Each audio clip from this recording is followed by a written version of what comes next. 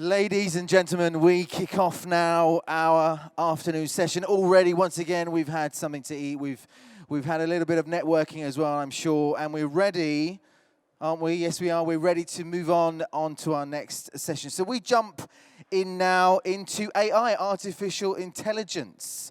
So literally, the gentleman who's going to stand on this stage in a few moments' time is going to share with you, trying to make sense of AI, where it is right now, where it's going in the future, and also really how to stop this cybercrime landscape, not just happening now, but certainly in the future as well. And he's going to leave you, I'm sure, by the time you leave this session, you'll have lots of great insights that give you food for thought for the future. Ladies and gentlemen, please welcome on stage the founder and chief executive officer of CYLANCE, Mr. Stuart McClure.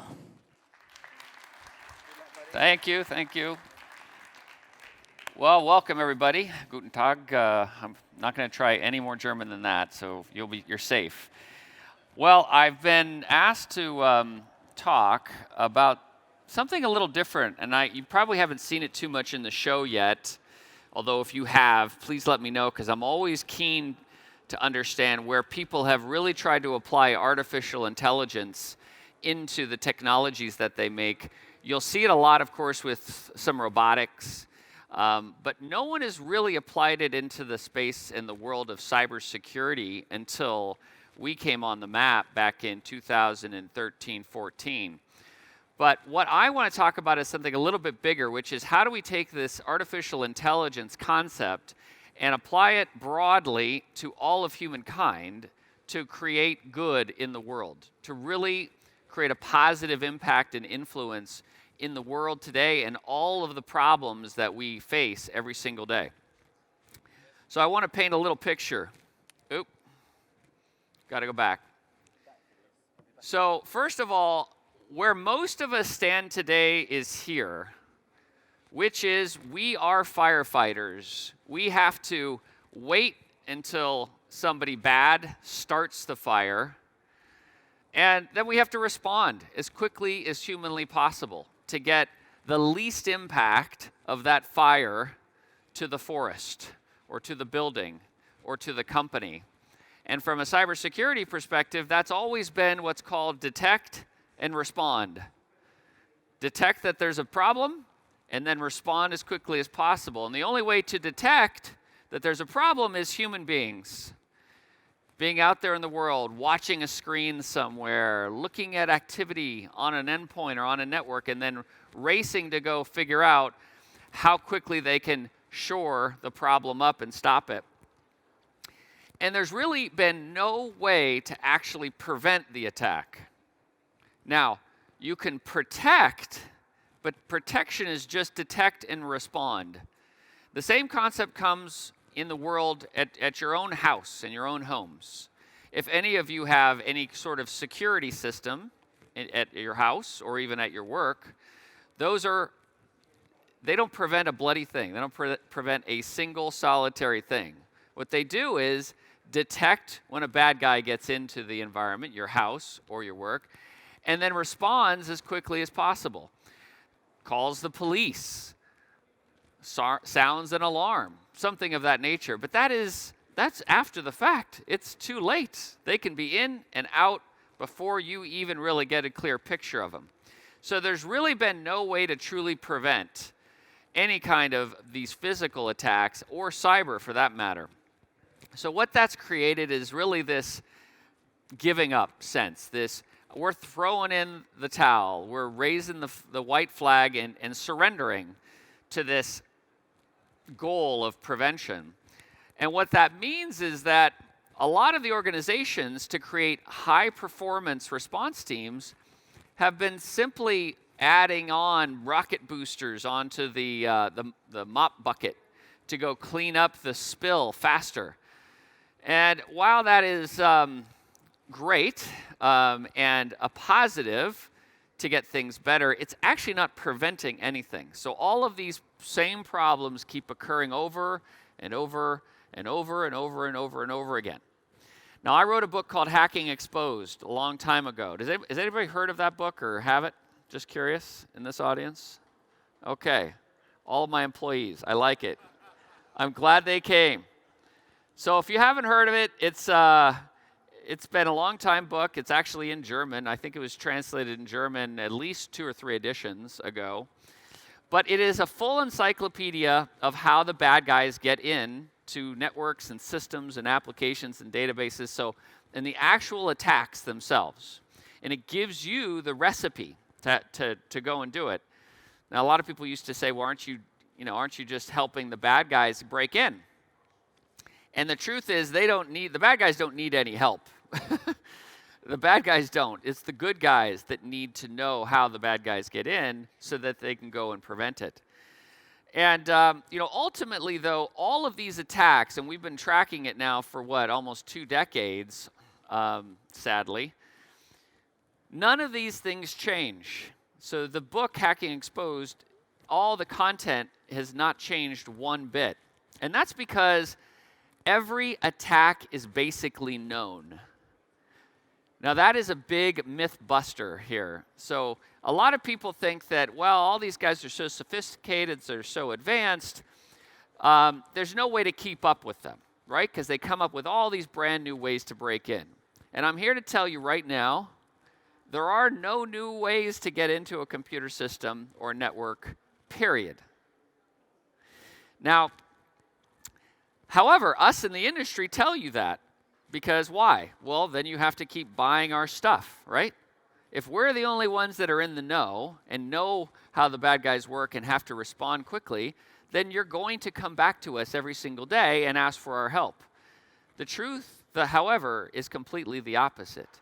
Now, if that's true, and you believe me for just a minute, that there's nothing new in the industry in terms of techniques, tools, vectors, surface area, and we can actually learn in an automated, machine-based way of all the past techniques without ever missing a single one.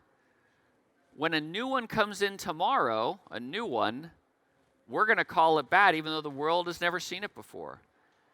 And it'll look like we're predicting the future. But we're really not. We're just learned so much of the past that it looks like we're predicting. So, what businesses and organizations and all of y'all have probably built around this broken system has been this model.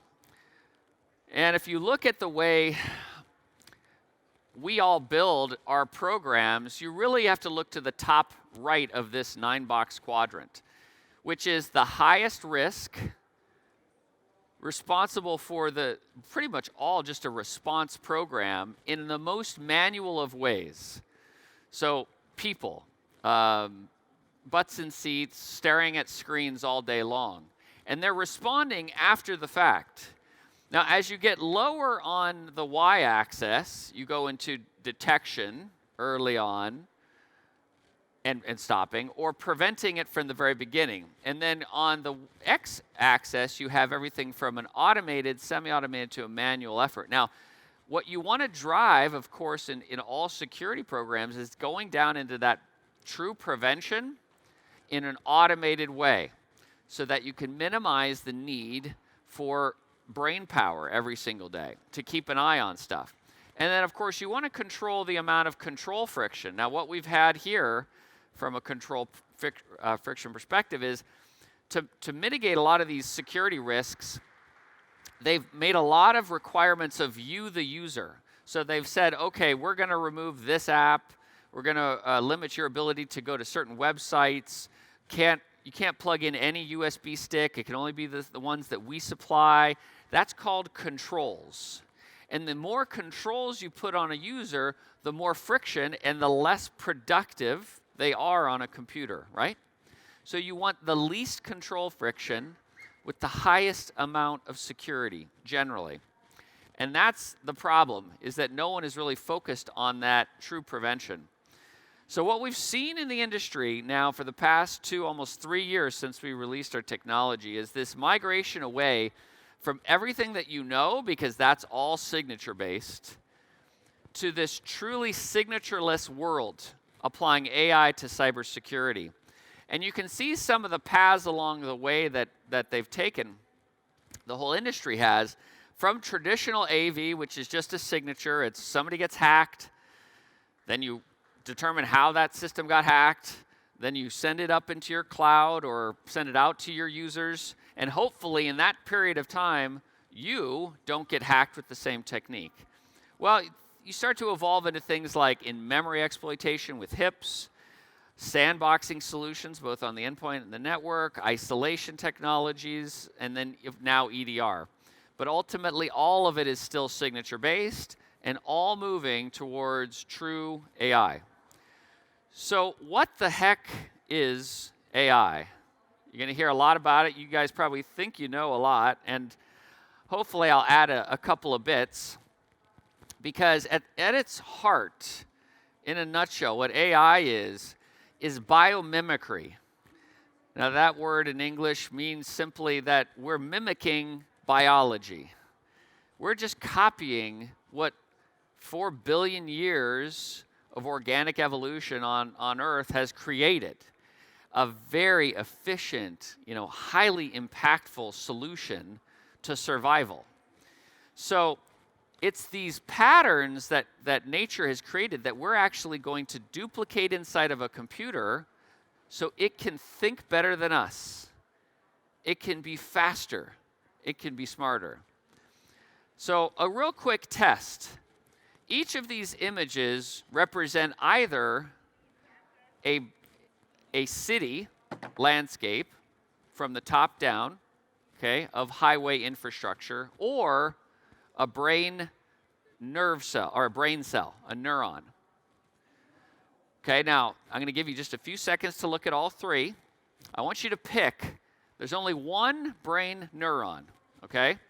So find the brain neuron, and then I'm going to ask you in just a second. How many think that the first one is the brain neuron? Raise your hand. Anybody? 1, 2, 3, okay. The second? 1, 2, 3, 4, 5, 6, 7, 8, 9, 10. Okay, what about the last one? You win. That last one is the brain neuron. But it's not easy to detect it. Why? Because honestly, we've been building stuff the same way for a long, long time. And I can give you examples of that in nature everywhere, okay? That's all we're doing in AI. We're just building it inside of a computer so it can detect it beforehand. So what you think of traditionally with AI is this bad, malicious, monolithic computer that turns bad or turns against human beings. But what I'm proposing is that we can actually program computers to do good, to be good, to think good, and can really improve the human experience in life, okay? Now, I'm going to explain each part of AI, and I'm going to explain how a lot of companies are starting to take it and use it for good purposes. Now, there's two forms of AI that you have to think about, okay? There's really two, very simple. One's called general AI, okay, or advanced general intelligence, AGI. And then there's narrow AI, or advanced narrow intelligence, okay, ANI. General intelligence applies largely unsupervised learning principles, which means that there's no human in the mix to get a computer to learn. It learns all by itself through an iterative process, okay? The supervised or narrow intelligence process says that we have a fixed set of data that we're going to train the computer on. They're going to learn, and then they'll never forget, okay?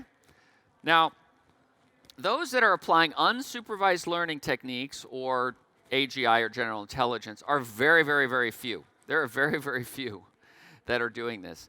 You can look behind me and see some of the names here. And even in these cases, if you were to look each of these companies up, they actually are doing it as a side project to the normal narrow intelligence focus that they have, okay? Because doing a pure supervised or unsupervised learning approach is very, very difficult and very challenging. So the more realistic application of artificial intelligence has been applied for decades now in all kinds of mediums and spaces. And it is really set to learn from a very fixed set of data. So for example, the insurance industry, okay? You want to go get a health insurance policy or a life insurance policy, and you go to them and they're going to ask you certain questions. They might give you a blood test and a physical. But they've been able to figure out after 300 years of learning about us living and dying what key questions they need to ask you to not lose money when they give you a life insurance policy, right? They've learned through hundreds of years of actuarial data science, and now they use the power of computers to do this. Of course, human genome sequencing is a large field that has been able to apply the learning of the protein pairs in DNA, especially when it gets married up to things like ancestry. If you ever do Ancestry DNA or 23andMe, these are all companies that are applying AI into those fields, okay? Siri, for example, you could say it's great or you could say it's the worst thing ever, but the natural language processing that occurs in Siri has a basis in narrow AI because it's been able to train on a certain set of words to be able to understand what you say. And then, of course, Wall Street has now perfected it, the application of AI, into what's called high-frequency algorithmic trading. Basically, auto trades that occur in literally milliseconds, sub-millisecond, of knowing what to buy and what to sell instantaneously. And in fact, if you ever heard the Associated Press's Twitter account got hacked many years ago, and Wall Street actually took a huge tumble instantly. Within about 60 seconds, they had figured it out. And the reason why the markets went down so fast was because the hacker that broke into the AP Twitter account had claimed that a bomb had gone off in the White House and that the president's condition was unknown, which created a huge fear in the US population that Armageddon was occurring, right? So the market started to go straight down. Then, of course, drones actually apply AI to flight stabilization. So a lot of different applications for this. Now, what I'm proposing, though, is that all of the techniques that I'm discussing here today can be absolutely applied to social good or just good in general for human beings. So, for example, there have been numerous cases, and you can actually look this up. It's University of Chicago. It's called Data Science for Social Good. Numerous applications of this kind of technology to learn from the past to predict the future. It looks like we're predicting, but we're not. We're just learning so well from the past, it looks like we're predicting. So, for example, optimizing waste collection from portable sanitation in Kenya. You might think that's the most random thing out there in the world, but they're applying it today. What's happening is there are portable toilets that are being used all around Nairobi and Kenya and all around Africa. But to understand what the most efficient path and the sufficient or optimized frequency of collecting these sanitation units actually goes to the bottom line of being able to put more out there and helping the communities around that have no access to that kind of capability. Predictive analytics to prevent lead poisoning in children out in Chicago. There are literally hundreds of these kinds of models applying the same AI-based, narrow AI approach into real human problems out there in the physical world. So a couple that I really like to talk about, because I'm sort of involved in one way or another. For example, Jay Shenoy, who is just a university kid, actually designed an approach that listened to thousands of Parkinson's patients' voices in all stages of Parkinson's and built an AI learning model that predicted early onset Parkinson's. So moving from a 56% accuracy clinical diagnosis, so if you went to a doctor and they listened to your voice, they could predict, versus a 94% accuracy with this algorithm. Okay? That's huge. I don't know about you. My father has Parkinson's. To have been able to predict it earlier on, got medications appropriately, that would have been huge for him, okay? Google's Deepmind has come out now last year, enabling cancer detection in ocular tissue, so in your eyes, looking for not just cancer, actually, but disease of any sort. Now, a false positive rate of about 8%, which is, I know that might sound a little high, but in terms of AI application, early AI application of these kinds of problems, that's actually pretty normal. About 10% tends to be average at first, and then as it starts to improve and you get more samples, it gets lower and lower and lower. But going from 82% now up to 92% in detection rates. So being able to see those problems earlier on.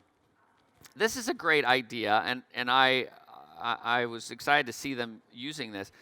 Facebook is now using AI to spot potentially suicidal users. So they analyze the text, they analyze, the pictures, the frequency. If they come in and out, they're doing all kinds of analysis, and now they're actually identifying when people are most likely to try and commit suicide, to get outreach to them. That one might feel a little creepy, but if it's doing it and it's actually preventing something, then what do we care, right? This one here, the American Chemical Society mapped breath prints for diseases like kidney cancer and Parkinson's to be able to identify, just like sense of smell and mapping that sense of smell from mammals, being able to actually predict that you have certain diseases. Harvard and MIT created lung cancer breathalyzer systems. Similar kind of concept. They actually won a prize of, I think, $100,000 to actually deliver this kind of solution. But this is all pure AI is what's being leveraged here, narrow AI. And then lastly, deep learning algorithms from 130,000 skin disease images now. So Google AI algorithms are now trained to be equal to dermatologists. So in other words, expect an app out someday, which is like Derma app. You download it from the App Store. You take a picture of that pesky little mole, and it'll tell you, is it cancerous or is it not? Okay? These are the applications that are being applied today to everywhere around the world. There are thousands of these things. Unfortunately, no one, it seems, except for us, have really been applying AI in cybersecurity. And that's really the shame of it all. But this is where it will go. It's inevitable. So let me explain real quickly how CYLANCE does it so you guys can get a gist of it and see it actually in real time, in the real world working. So first off, the way we do it, and it's the way that every other AI, if you look at every other solution that I talked about earlier, okay, every other one of those does this exact same process and methodology. So this is really simple. First is you collect as many data elements as humanly possible from whatever classification you want, either a healthy voice or a Parkinson's diagnosed voice, okay? There's the two, right? For us, it's good files and it's bad files. So good, things like, maybe there's some Adobe or Oracle files or Microsoft files. And bad, well, there's ransomware, there's malware, there's APT, there's 0 days, there are all these kinds of advanced attacks. So now we're in upwards of almost 1 billion files now, 1 billion individual files that are now run through our AI learning algorithm. Second, you extract as many features as humanly possible from each and every single one of those files. We're now up to about 2.8 million features. Now that boggles the mind, and everybody asks, what are features? Well, features are just any characteristic of the file. So in Parkinson's voice recordings, it might be the height or the drop on it, or it might be the length of how that voice is portrayed, or it's the quivering or shakiness, or all of those elements. Those are features. Same thing with these files. They're good and bad. So do they have a PDF reader icon on an executable? Well, that's probably going to be malicious. It's just tricking you into opening it thinking it's a PDF when it's an exe. Anyway, the machines have actually taught us how many features and all of these unique features, now up to almost 3 million. Now, you take all of that data, think of it as a big, big spreadsheet where every row is a file and every column is a feature. And you either have a 0 or a 1 that file has that feature. Okay, imagine that in your head. Now you tell a computer to learn across all those features and tell you what is the most predictive features for something that is malicious. Okay? So you vectorize based on that. You then train the models based on that vectorized set of features.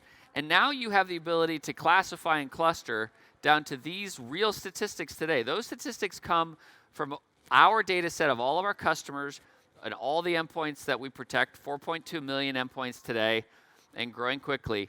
That's the level of accuracy that we have today, okay, of good and bad. So the key differentiator and why I think AI will just change the whole cybersecurity space is we have the ability now to get such a predictive accuracy around good and bad that we can now finally truly prevent.